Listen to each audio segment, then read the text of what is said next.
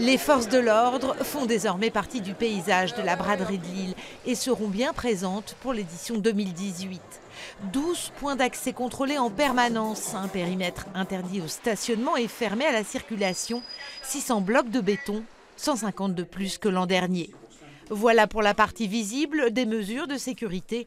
Les autres le seront moins car le mode opératoire des terroristes évolue.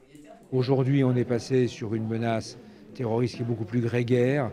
C'est une low cost, a-t-on pu dire, personne qui vient avec un couteau et qui entreprend son œuvre meurtrière. Et face à cela, face à cette menace, à cette expression de la menace, il faut effectivement réagir avec des moyens qui sont des moyens différents, et qui sont des moyens fondés sur la dissuasion par la présence au plus près du terrain.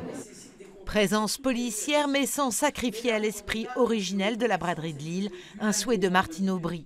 Conséquence, le périmètre a été élargi et certaines rues autour du quai du Vau réintégrées, ainsi que la rue Gambetta rendue elle aussi au bras 2. Nous avons racheté des blocs béton, 150, pour pouvoir faire en sorte que la rue Gambetta, monsieur le préfet l'a accepté, ça a été beaucoup de travail, entre le boulevard, entre la République et la rue Colbert. Soulagement pour les enseignes de cette plus ancienne artère commerçante de Lille. Ça remettra un peu de peps pour tous les commerçants de la rue. Ça fait 2 ans qu'on attend de récupérer la braderie. Il y a tellement de gens, surtout le commerce de proximité, pour qui c'est important.